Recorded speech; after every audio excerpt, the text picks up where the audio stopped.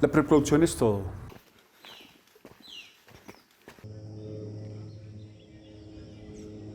Y si no hacemos preproducción, no vamos a lograr alcanzar nada.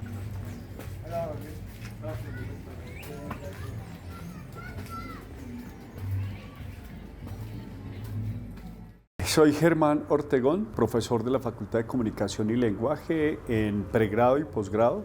Llevo en la industria audiovisual más de 33 años y bueno, tengo una vasta experiencia en el tema informativo, documental y ficción también. Escrito en la piel es una historia que viene caminando conmigo desde el año 2018 y cuando digo caminando conmigo es porque en el 2018 yo llego a Vista Hermosa Meta y empiezo a enterarme de una cantidad de circunstancias que están pasando. Y en ese momento de ir y venir, de escuchar los relatos de hombres, mujeres y jóvenes en la zona de Vistahermosa, en Piñal, en Alto Guapaya, empecé a preguntarme si deberíamos hacer algo mucho más de lo que la universidad estaba planteando allá. Y eso se fue madurando, digamos, en mi cabeza, solo hasta, creo que fue 2020, 2021, donde uno de los equipos de investigación que está en Vistahermosa, que es la Facultad de Medicina, me invita a hacer un trabajo fotográfico para un libro que se llama La piel del conflicto, y por ahí entendí que el camino era ese, plantear unos nuevos relatos, y ahí empiezo en ese momento a decir cómo hay que hacer algo, y en algún momento me siento con la profesora Idania y le propongo que hagamos una película. También nos preguntamos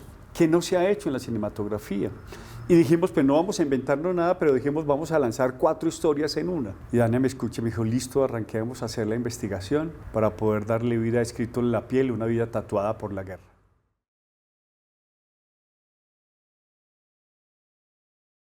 Sí, él tenía la idea de contar una historia del conflicto armado. Dijimos, bueno, el conflicto armado, ¿quiénes son los que lo involucran, no? Entonces dijimos, bueno, está la guerrilla, están los paramilitares, está el ejército. En ese momento recordé la historia de Forrest Gump, donde Tom Hanks, que era el que estaba interpretando este papel, pasaba por varias circunstancias históricas que narraban dentro de la película. Entonces le dije yo, oiga Germán, es que podemos ser un Forrest Gump, nuestra película criolla, que en términos de estructura narrativa a nivel general era aristotélica, pero cada paso por cada una de estas milicias tiene su propia estructura aristotélica. Ese es un reto también que es bien complejo. Uno, la historia tradicional de un guerrero que atraviesa por los ejércitos, pero vamos a manejar varias historias paralelas. Una,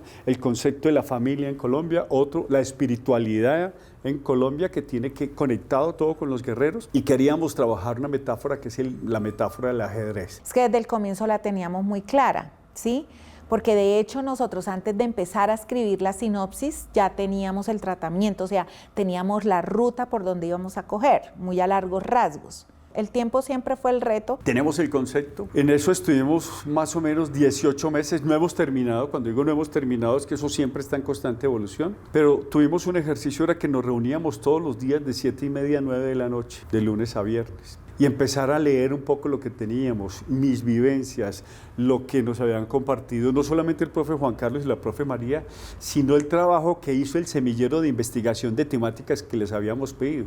Y en esa conversación empezamos a encontrar la línea. Empezamos a hablar de cosas tan básicas como cómo vamos a llamar a nuestros personajes. Y en esa construcción empezamos a determinar, uno, que es que nuestros personajes tendrían que tener una connotación también con la guerra. Humberto, quien es el personaje principal, el protagonista, creo que recoge un poco lo que por lo menos personalmente quería. Por más caminos de dificultad y por más extremos que yo le pusiera dentro de la narración, de alguna u otra manera iba a lograr salir adelante. Ese Humberto tiene mucho de Germán. Yo a título personal, yo lo siento así. Obvio lo conversábamos, cuál era la intención, qué era lo que buscábamos que en esa escena, qué información queríamos dar, pero en términos de cómo habla Humberto, es Germán para mí.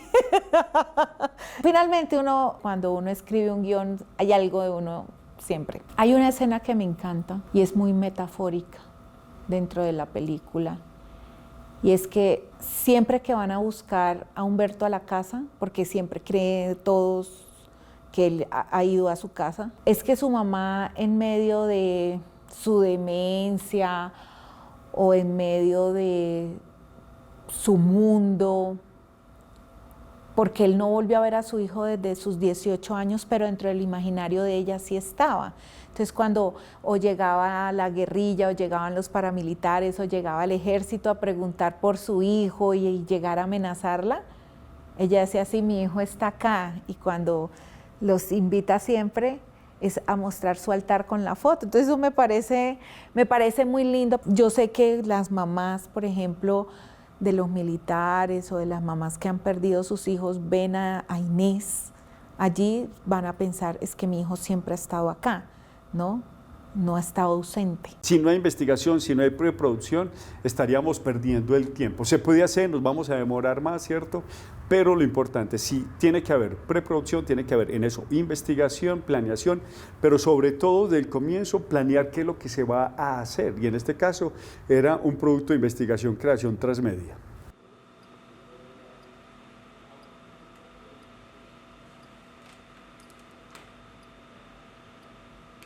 Como concepto de investigación-creación es más o menos reciente, ¿no?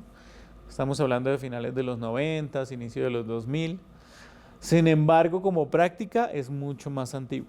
Entonces, por ejemplo, desde la antropología visual, que es un ejercicio de creación desde el documental para la investigación, uno podría hablar de Nanook el Esquimal como primer ejercicio, en donde se combina lo metodológico con lo conceptual. Algunos autores, como Patricia Levy, consideran que la investigación-creación es una oportunidad de generar resultados que dialoguen con tanto el mundo académico como el mundo en general de una forma más efectiva. En el caso de Latinoamérica, uno podría hablar de la investigación-acción participativa, por ejemplo, con Chalarca haciendo ejercicios de cómic en medio de una investigación que le permiten dialogar con la comunidad.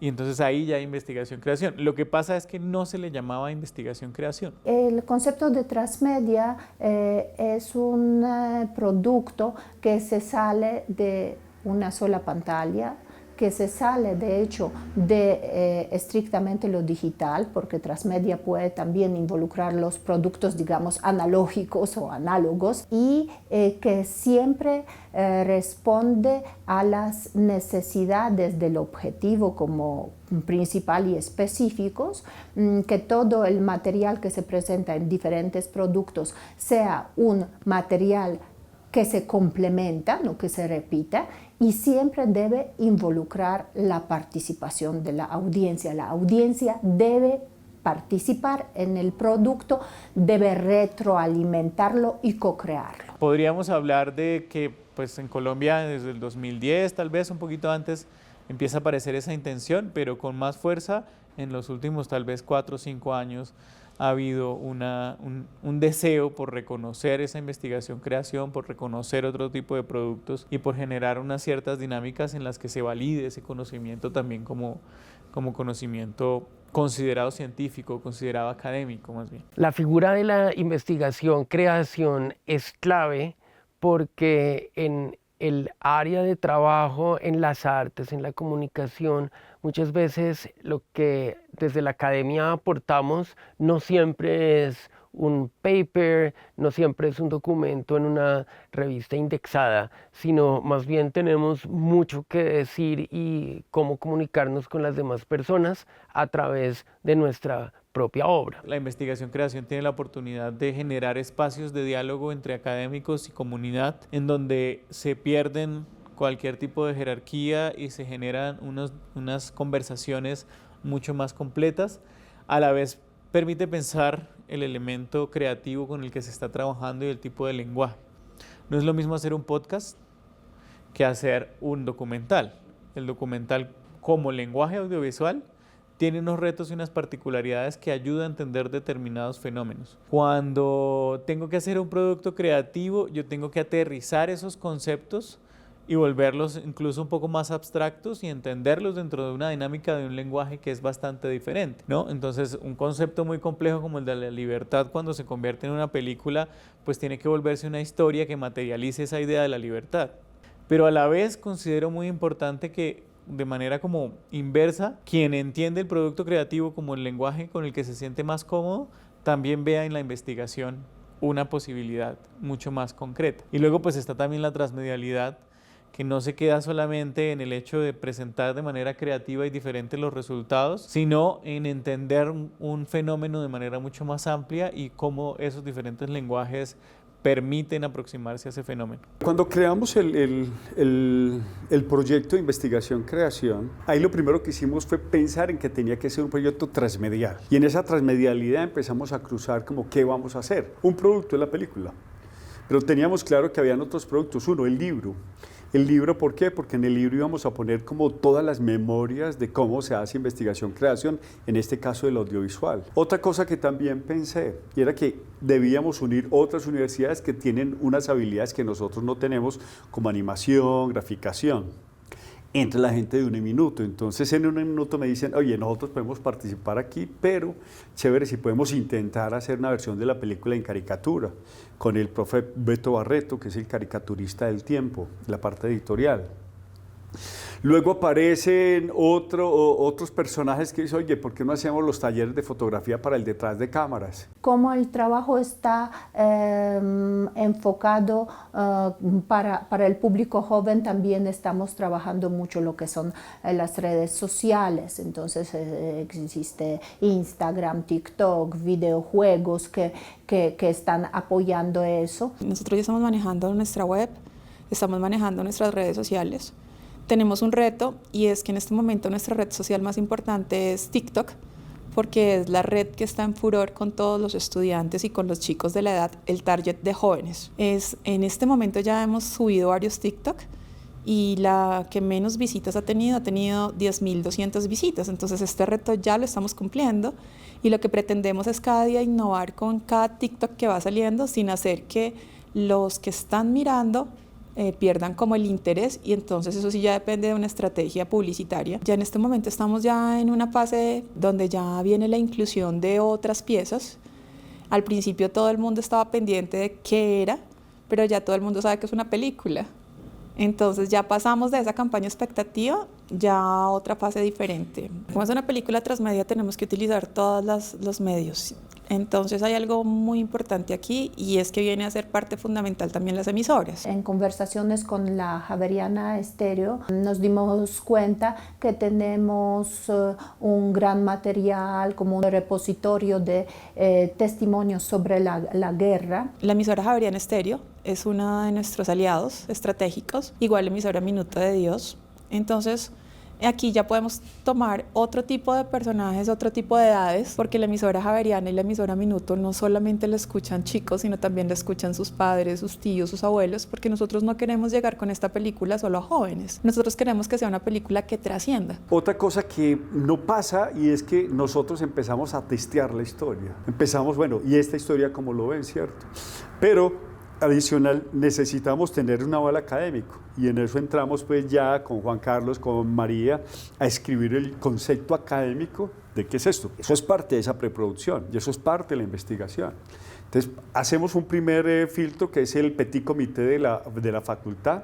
Ellos nos hacen unas observaciones, luego ajustamos las observaciones, nos vamos al comité de ética de la facultad. Ellos hacen otras observaciones, las ajustamos y nos presentamos a la convocatoria 010 de la Universidad Javeriana, que es una convocatoria de investigación-creación, que es fundamental porque eso también nos ayuda a una cosa que es importante, a validar que ese ejercicio académico también tiene validez, ¿cierto? La universidad valida, pero no es que diga la universidad eso tan chévere que ustedes están haciendo ahí. La universidad luego contrata a 2 expertos externos que nosotros no conocemos y ellos también un poco dan el concepto y validan un poco la búsqueda que estábamos teniendo nosotros y construimos ahí. Cuando tengo todo ese panorama es que yo convoco al semillero y les digo, nos vamos a meter en una aventura. Esta aventura es hacer una película de ficción y en este caso sobre el conflicto armado, pero con un diferenciador, y es que no vamos a hablar de la guerrilla, no vamos a hablar de los paramilitares y no vamos a hablar solamente de los militares. Vamos a coger un concepto que es el concepto del guerrero, que lo evolucionamos en el primer momento de la investigación. Escrito en la piel es de la idea del guerrero y del guerrero como esta figura un poco ambigua que puede ser parte de cualquiera de los grupos que han estado presentes en el conflicto en Colombia, de los grupos armados o de los actores armados que han hecho parte del conflicto en Colombia. Sobre todo porque ese concepto de guerrero nos ayuda a entender que hay unas narrativas que se repiten en el conflicto. Entonces, si nosotros pensamos que el reclutamiento para el ejército, por ejemplo, ha sido normalmente con personas de zonas rurales o de barrios de estratos bajos que no podían pagar la libreta militar, mayores de 18 años, pero muchas veces en una situación de vulnerabilidad, y entendemos que esa misma dinámica de reclutamiento la tenían, por ejemplo, o la han tenido las guerrillas o los grupos paramilitares, y es por una razón muy particular, y es cómo estos jóvenes están en una situación de vulnerabilidad y ven en estos grupos una posibilidad de ayudar a su familia, por ejemplo. Cuando nosotros empezamos a analizar eso, nos empezamos a dar cuenta que hay algunos autores que ven o que han analizado el tema y nos dicen que efectivamente hay un patrón en ese reclutamiento, que buscan personas que tengan un juicio moral no tan desarrollado, que le generan una identificación con unos ideales muy concretos que tienen que ver con el hecho de ser campesino, defender a la patria y sobre todo no tanto querer matar a otros, sino hacer todo lo posible por sobrevivir y defender a los suyos. Y eso es un lenguaje militar y esos son ideales militares. Hay una idea muy fuerte en Colombia de encontrar el guerrero ideal o de formar al guerrero ideal, al soldado ideal, que no solamente es parte del ejército, sino también de los otros grupos. Y dentro de esas narrativas que se empiezan a repetir y que se empiezan a dialogar, vimos la posibilidad de, a través de una película, contar eso que estábamos viendo y además contarlo para un público que no solo era el público académico, sino para toda Colombia. El objetivo es dar a conocer la historia, mostrar el dolor que está detrás de la guerra y sobre todo de la guerra como interna en un país, pero también prevenir el reclutamiento forzado, reclutamiento de los jóvenes. La película no está enfocada en juzgar a nadie, sino mostrar esa complejidad de las situaciones que llevan a la gente de tomar el arma. No era la puesta en escena de una versión única de la gente de Vistahermosa, sino que después entendimos que ese concepto del guerrero, que aunque está localizado en estas conversaciones, está conectado también con la historia de este país. Y dentro de la historia de este país, un poco les comentaba, yo me pasé casi 20 años recorriendo este país en la época del conflicto, por lo cual estuve muy cercano, yo estuve retenido por los paramilitares, estuve retenido por la guerrilla, y en ese mismo sentido, en ese conversar y en ese cruce de información empezamos a encontrar el camino. Y el camino era, no hablemos de esto, no hablemos del conflicto, sino planteemos una cosa que es más universal y es el concepto del guerrero. Y cuando hablábamos de esa universalidad, yo le contaba con el profe y con la profe María Urbansky, y era que ese era un concepto traído desde los griegos. Los griegos empiezan a definir qué es el guerrero, y en eso traíamos a tipos como Alejandro Magno, ¿cierto? Y todos estos grandes guerreros, el Imperio Romano, como si eso lo podemos aplicar en nuestra investigación. Y ahí es donde empezamos a encontrar la línea. Entonces luego ya con el profe Juan Carlos y con la profe María, lo que hicimos es démosle una miradita a lo que dijo también la Comisión de la Verdad. Inicialmente empezamos en un concepto de un joven, pero terminamos en un concepto universal, y creo que eso es lo más importante y los aportes más importantes que hacemos en la investigación al proyecto de país. Eso nos empieza a mostrar que las experiencias que el profesor Germán había tenido desde cerca al conflicto tenían una metáfora muy fuerte que las definía, y era como se quedaba marcada en la piel el hecho de ser guerrero. Y no solo por las cicatrices que deja, que también son parte de ese conflicto y que se quedan allí tatuadas en la piel, sino porque una vez una persona se convierte en un guerrero no deja de serlo nunca. Y algunos de los militares o de los guerrilleros o de los excombatientes lo dicen, y lo dicen de manera muy concreta. Una vez tú eres un combatiente, no dejas de serlo nunca. Entonces con el profesor Germán hablábamos mucho de cómo construir esa narrativa que permitiera evidenciar esa idea de un guerrero que es ambigua y que puede dialogar en los diferentes elementos o partes del conflicto. Normalmente uno piensa que un militar nunca deja de ser militar, avanza como militar y si se sale, se sale. Y que en la guerrilla jamás aceptarían a un militar como parte de sus líneas, ¿no? Y en el paramilitarismo tampoco aceptarían a un guerrillero, o viceversa, y resulta que no es tan real, que hay unos diálogos muy cercanos, incluso dentro de las mismas comunidades, que saben que tanto el guerrillero como el paramilitar son su familia. Y creo que ahí cuando los chicos del semillero escuchan toda la versión, que es una versión casi larga de 2 horas, cuando les contamos hacia dónde íbamos, yo creo que la emoción de los chicos no era de hablar del conflicto, sino hacer un producto audiovisual de este corte y adicional con una mirada muy diferente a lo que ha hecho la cinematografía colombiana. Esta es la primera vez también que hacemos este círculo con todo el equipo de investigación que invitamos, ¿cierto? Como ven, esta es nuestra historia. Sofía, creo que se llama la esposa de él, al final diciendo, nos salvamos del atentado en La Gallera que fue hace 6 meses. Cerrando, se podría hacer como algo con la hermana, porque no sé si me distraje, pero en algún momento yo sentí que la hermana simplemente como que desapareció y no se volvió a tocar el tema de ella. Finalmente también es parte de lo que queremos entregar. Y Dani y yo nos damos cuenta de cómo Ramiro se vuelve protagonista y no lo teníamos en cuenta. Puta, Ramiro, ¿cómo evolucionó en esto? Sí. Ramiro es un personaje, ¿cómo es que no lo matan? O sea, ¿cómo es que no se encuentran y...? Adicionalmente, como esa es una película de aprendizaje, porque la están haciendo los profesores con los estudiantes, con los profesionales, con los egresados, vamos a tener detrás de cámaras, vamos a tener también en la página web un material complementario que permita aprender cómo se escribe un guión, cómo se hace una lectura colectiva del guión, cómo se hacen correcciones del guión.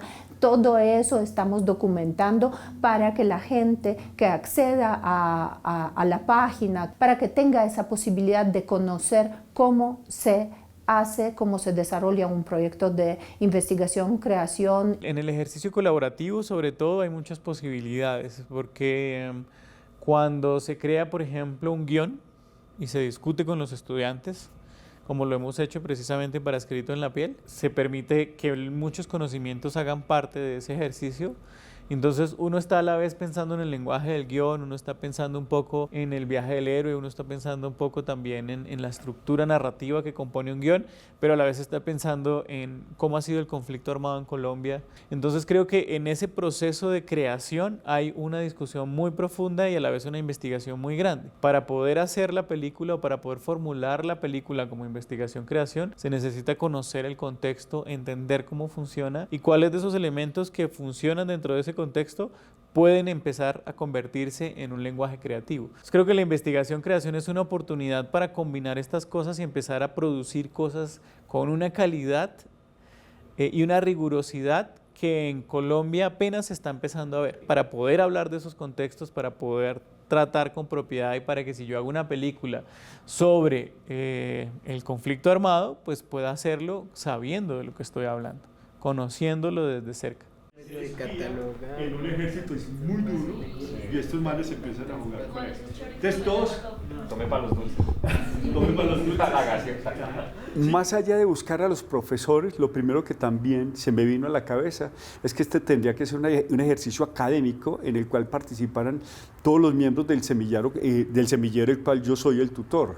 Porque parte de esto que me interesa es poder dejar ese legado del aprendizaje audiovisual. La razón de ser de la universidad son los jóvenes y el aprendizaje de los jóvenes, entonces por eso es tan importante ponerlos a trabajar en unos proyectos que trascienden como las aulas de clase, que trascienden los semestres, un proyecto que pueda dejar huella tanto en ellos como en la comunidad. Entonces uno, todos estos equipos, todas estas personas, y creo que ahí empezó como nuestra aventura. Desde que yo estaba como en segundo o tercer semestre, se empezó a plantear la idea de una película, que el profe estaba haciendo como un guión, conocí a la profe Idania, como que ellos empezaron con todo este tema de Vista Hermosa, como que empezaron a plantear mucho la idea. Entonces ya después cuando llegué fue que ya el proyecto estaba pues montado, digámoslo. Yo creo que aquí lo que hemos hecho es investigación aplicada con ellos, y esa investigación aplicada es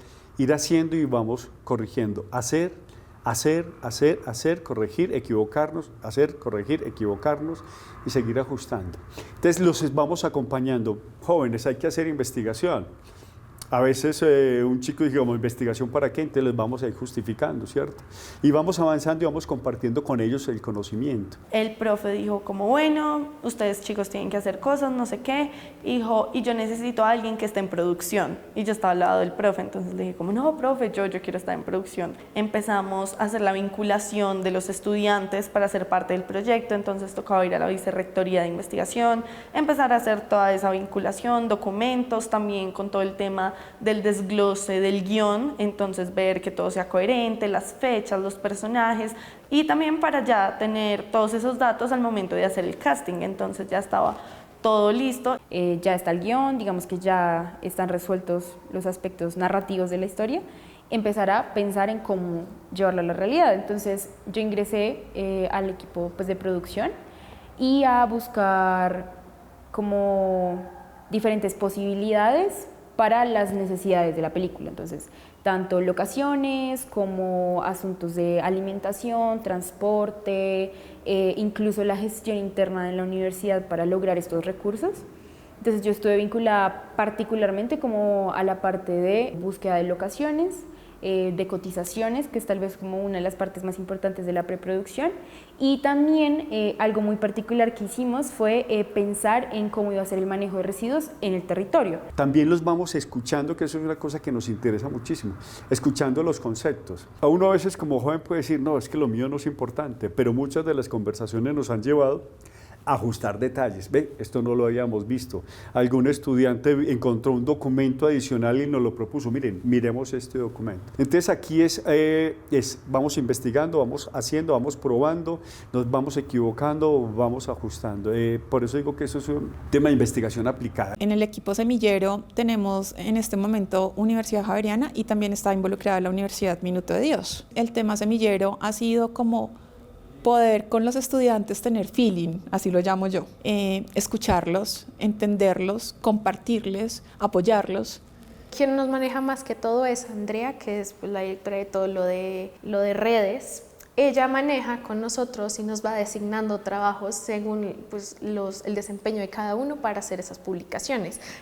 Yo diría que es un proceso dentro de todo rápido, sin embargo pues hay cosas que son de tiempo, de estar pendiente de cualquier cosa. Es una experiencia enriquecedora porque ustedes cada día siempre están innovando. Entonces es muy diferente como nosotros veíamos la publicidad a como ustedes la ven. ¿Qué es lo que estamos tratando de hacer?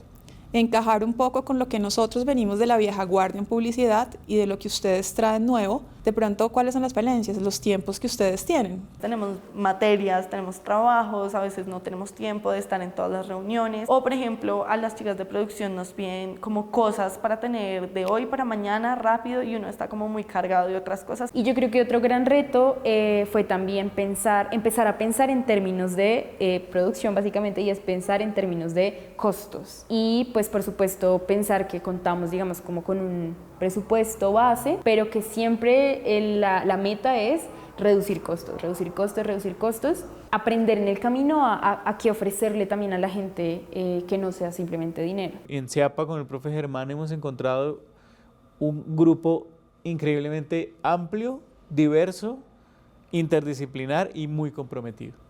Entonces, eso es porque precisamente la investigación-creación hace que los estudiantes pongan en práctica los conocimientos que tienen. Y hay un aprendizaje muy grande que se produce gracias a la investigación-creación por un lado y por otro, pues al hecho de que ésta invite a lo práctico y a la discusión, como al diálogo más cercano entre estudiantes y docentes.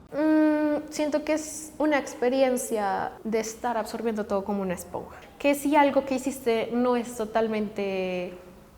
O sea, que no está para las finales, pues no importa, se hace nuevamente o se coge esa idea y se renueva. Desconocer esos contactos, desconocer cómo acceder a esas personas, tal vez es ese primer gran reto y como esa primera gran impresión, como, claro, ¿por dónde arranco? Entonces también tener esa guía, digamos, de Olfar, que es un compañero que está en sitio, que conoce la zona. Soy llanero, orgullosamente llanero. Soy de Vista Hermosa Meta y lo que hace también que de principio conozca del proyecto y me vincule justamente por el territorio en el que se desarrolla pues, la película. Ya cuando surge, digamos, esta idea, este proyecto de una película escrito en la piel, bueno, el profe lo tenía también es muy arraigado pues a su sentir y a su manera de contribuir, ¿no? De querer, de la pasión, y es como Olfar, esa película la tenemos que rodar en Vista se está evidenciando un camino por el que deberían ir los semilleros e incluso la educación en general. A partir de las conversaciones que empezamos a tener en torno a la película, incluso antes de que se construyera la historia, en algunos momentos por un proyecto viajamos a Vista Hermosa, al lugar donde es la grabación de la película, y es ahí donde me decía, oiga hermano, mira, aquí puede pasar algo. Mientras caminábamos, no justamente ahí estábamos haciendo scouting, pero digamos... Y luego empezamos a ir, ¿cierto?, a Vista Hermosa, Meta, a buscar las locaciones, porque nos interesaba ese lugar. Y una vez, digamos, ya un poco consolidada la historia de la película, entonces se sacaron los días para ir a hacer scouting. Cuando yo decido que hay que hacer el producto, de entrada lo primero que pensé es que hay que hacerlo en Vista Hermosa Meta, por varias razones. Uno, porque es una población que es un paraíso natural. Esta población sufrió mucho durante el conflicto y sufrió muchísimo más en el proceso de paz. Entonces es una población que fue asediada por la guerrilla, luego los paramilitares, también el tema de nuestras propias fuerzas militares, ahí de pronto por varias cosas, por omisión, por lo que sea que haya pasado, pero la población sufrió mucho, la población cuenta historias durísimas, durísimas, que además le estremecen a uno todo, el cuerpo y el alma, frente a lo que tuvieron que vivir. Y parte de esa reivindicación es hacer memoria con ellos, porque a pesar de que es ficción, es un ejercicio de memoria. Pero también decirles que son importantes para nosotros como universidad, y en el caso mío como realizador y director, son muy importantes. Y si los tenemos en cuenta ellos para contar esta historia,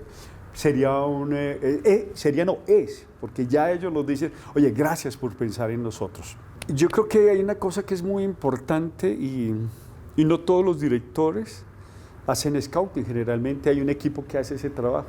He recorrido parte de los poblados por donde vamos a estar rodando, más que poblados, las calles, ¿cierto?, donde tú ves el abandono por la guerra. He estado metido en esos ríos, he estado sintiendo, respirándolo, ¿cierto?, sudando ese tema, y eso es lo que va a enriquecer mi historia. Y eso es una manera para mí, como realizador, de respeto con la historia, olerla, sentirla, respirarla. Me duele, cada vez que escucho esos relatos me estremece en el alma. Entonces, hacer eso para mí es fundamental, porque me lleno cada vez más de motivos y de fuerza para poder construir los relatos. Es por eso que este trabajo tiene esa investigación exhaustiva detrás, ¿no? Porque a veces algunos medios han satanizado lo que han ocurrido en sitios como Vista Hermosa en relación con la violencia. Y es verlo desde mi perspectiva, desde lo que mis padres, mis antepasados y mis vecinos vivieron, a lo que dice aquí la investigación. En esos 6 años de conversar con la gente, de acompañarlos, de caminar con los jóvenes, entonces me hablaban del cementerio. Al frente del cementerio las FARC paraban los carros y mataban a la gente. Al cementerio llevaban las volquetadas de muertos. En Piñal hay un puente que está sobre el río Güejar, y ahí la guerrilla pasó 300 personas por ese puente y no todos volvieron. Están todavía los tiros de los enfrentamientos entre el ejército y la guerrilla. En Alto Guapaya fue el primer municipio que decidió en este país erradicar los cultivos ilícitos, y vamos a estar allá. En el rodaje de la película vamos a contar con apoyo psicológico. Entonces también vamos a estar muy acompañados para que la gente no solamente vea cómo van a hacer una película, sino también cómo sanamos a partir de un ejercicio cinematográfico. Ayudamos a sanar a toda la población y a nosotros mismos también, que aunque no hemos sido tocados en la misma manera, somos tocados en la manera de que estamos contando un relato de algo que pasa en el país, pasó y tristemente todavía sigue pasando en algunos lugares. Las locaciones, digamos, fueron escogidas. Yo siento que incluso las locaciones escogieron a la película. Ni siquiera uno tenía que escoger, antes uno tenía que decidirse de lo hermoso que es la parte rural y urbana de Vista Hermosa. Es más rural que urbana, por lo tanto, hay mucho verde hacia donde queramos coger, hacia sus veredas. Siempre al sur y al contratiempos en todos los oriente. proyectos, y proyectos de este tipo de envergadura hay contratiempos de todo tipo, porque primero no queremos lastimar, queremos hacerlo todo bien, ¿cierto? Todo debe quedar perfecto, además porque representamos una entidad como la Universidad Javeriana, pero y en términos de locaciones, siempre la pregunta es, ¿dónde no vamos a hacer daño, ¿cierto? ¿Dónde no vamos a lastimar? Porque esa no es la idea. Siempre nos estamos preguntando si se puede hoy aquí, si se puede hoy allá, porque eso va evolucionando y va evolucionando también de acuerdo a lo que va pasando en el país. Unos días nos dicen no podemos rodar en esta zona, el otro día no, ya se liberó, pero yo creo que esa decisión final es el día del rodaje, o por lo menos un mes antes del rodaje. ¿Qué dificultades tenemos? Ese puente que hablaba ahorita, ese puente de Piñal, ese puente lo he recorrido muchas veces. Estamos usando varias de las herramientas de Virtual Production. Por ejemplo, una es el Scouting Virtual, que básicamente consiste en hacer una fotografía de un lugar. En estos momentos tenemos la fotogrametría de un puente, que es en Alto Guapaya, que nos sirvió de referencia para procesarlo en imágenes 3D, ya que este puente va a tener un tratamiento especial en la película.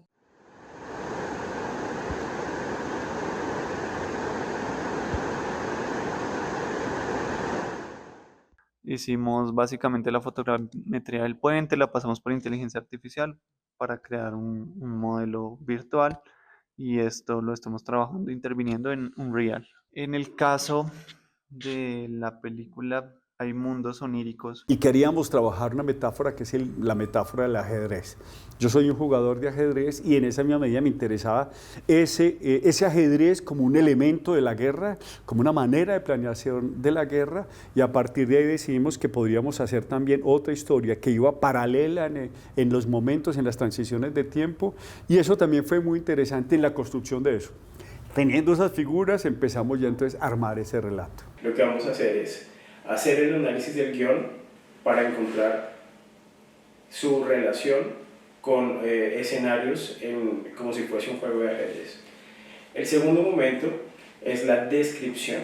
Eso quiere decir que en los momentos clave de la trama, de la historia, se van a empezar a presentar dentro de la película situaciones asociadas al ajedrez donde están las jugadas. Entonces, ya en este caso se describe la jugada y su relación con la historia. Y el tercer momento, la tercera manera de relacionar la inteligencia artificial es con la inteligencia artificial generativa. Y es empleando un corpus con las palabras claves y la descripción de los escenarios de manera, digamos que creativa, para que la inteligencia arroje unos diseños artísticos que faciliten el escenario o ya toda la preparación en la preproducción para la película, la última jugada donde pues la suerte está echada y sin importar la habilidad del jugador,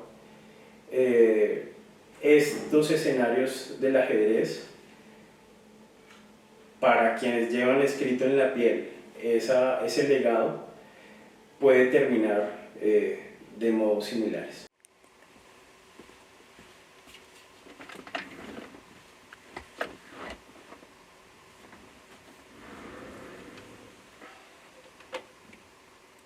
Cuando hablamos de sonido, lo primero es que tenemos que contar muy bien la historia y tenemos que capturar y tener unos diálogos perfectos. Eso tiene que estar, eso es la base de todo. Luego, en territorio, vamos a hacer capturas, formatos envolventes, probablemente en ambisonics, de diferentes lugares. Vamos a estar en unos sitios con una riqueza sonora increíble, entonces vamos a capturar muchísimos ambientes y sonidos propios de las regiones en donde se va a rodar la película. Yo siento que los personajes sí van a estar identificados con música, digamos, para cada uno de los bandos en los que se da la historia. Sí va a haber música que identifica cada uno de ellos, pero también la construcción sonora ligada a la música es la que va a definir el carácter. La propuesta para involucrar el equipo académico compuesto por profesores, estudiantes, se arma teniendo un líder que seré yo, pero también me apoyo con un semillero similar al que hay en comunicación, pero el que tenemos en audio. Tendremos a alguien que acompañará al equipo durante el rodaje, capturando el sonido directo, capturando ambientes, algunos efectos, etc. Y tendremos otro equipo que trabajará aquí en los estudios en Ático, haciendo edición, haciendo montaje de ambientes, montaje de efectos, y luego finalizaremos en este estudio en donde estamos la mezcla en sistemas inmersivos para sonido. Vamos a tener por un lado esto muy del campo, pero también vamos a tener esa influencia de la ciudad en algunos momentos que invade el campo. Los mayores desafíos a los que nos enfrentamos, pues por un lado es que es una película muy grande y muy difícil, que no se está rodando en la comodidad de los estudios o de tener todo aquí en Bogotá o cerca de la universidad, sino vamos a estar lejos, y cualquier cosa que falte, que se nos dañe, que se pierda, etcétera, pues puede ser un reto, ¿no? Ver cómo se resuelve. Este tipo de proyectos son una gran maratón. La gran expectativa es cuando ya la estemos proyectando en salas y tengamos un público y que la veamos hecha. Ha sido muy bonito poder compartir con estos 2 semestres porque también, pues más allá de involucrarse no profesionalmente o como pensarlo como un ejercicio también académico de alguna forma, pues uno se involucra personal y emocionalmente con el proyecto. Yo sí quiero que esto quede como un precedente de lo que hacemos los chicos en la universidad, y que no solamente es venir a estudiar o a calentar puestos, sino que hacemos proyectos grandes y que también las grandes corporaciones se den cuenta que no todo es un equipo 100% profesional y técnico, sino que pueden también apoyarse en nosotros, y pues que dicen que los jóvenes somos el futuro, poder nosotros también entrar desde ya en este tipo de proyectos tan grandes. La temática de la película es algo que vemos también en muchos productos audiovisuales, incluso en la mayoría de Colombia. Y es como, bueno, otra vez de lo mismo, pero en esta película. Eso es lo que yo necesito dejar impregnado en la historia. Y si eso queda impregnado en la historia, va a conmover igual a todos los que realizamos, pero sobre todo a toda la gente que va a estar en una pantalla gigante viendo esa historia.